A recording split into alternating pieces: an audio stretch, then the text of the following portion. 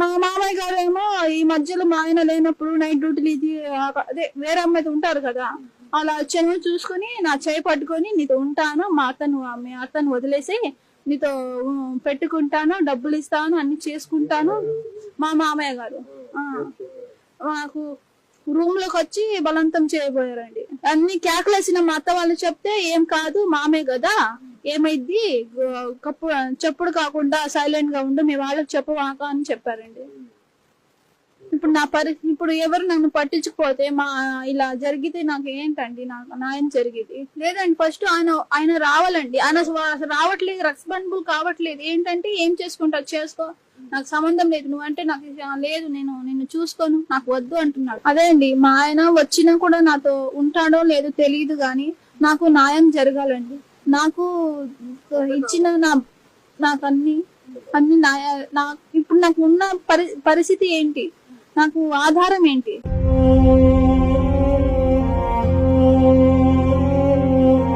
ఇప్పుడు నాకు చర్యలు తీసుకోవట్లేదు, మరి వాళ్ళకి చర్యలు తీసుకుంటారా? మరి సమాజంలో ఒక్కళ్ళు కాదు, చాలా మంది ఇలా జరిగిన వాళ్ళు చాలా మంది ఉన్నారు. వాళ్ళు చెప్పుకోలేక ఎలా బాధపడుతున్నారో నాకు తెలుసండి.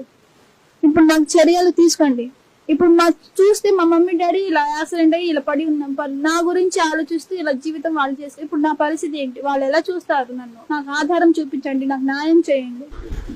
కాళ్ళు యాక్సిడెంట్ అయ్యి కాలు చేయి ఇరిగిందండి.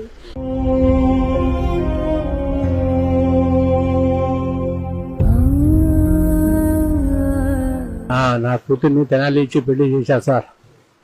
చేస్తే కట్నం కోసం, బంగారం కోసం వాడికి ముండ ఉంది సార్. ముండ ఉంటే వాడు కావాలని వాళ్ళ అమ్మ, నాన్న, వాళ్ళ అక్క, వాళ్ళ తమ్ముడు అందరూ మామయ్య వచ్చి నా కూతుర్ని చేసుకెళ్ళి ఆ కట్నం కోసం, బంగారం కోసం చేసుకెళ్ళారు సార్. చేసుకెళ్తే వాళ్ళకి ఘనంగా నేను కట్నం బంగారం ఇచ్చి పెళ్లి ఘనంగా చేశారు సార్. వాళ్ళకి చేస్తే మళ్ళీ మధ్యలో వచ్చి డబ్బులు కావాలి అంటే అయ్యగారు సదురుబాటు చేశాను సార్. నేను ఆ వడ్డీకి డబ్బులు తెచ్చి వాళ్ళకి ఇచ్చి అంతా చేసి డోకరా ఇప్పించి ₹1,00,000 ఇప్పించి అంతా చేసి లైన్ చేసి వాళ్ళకి అంతా చేశా సార్.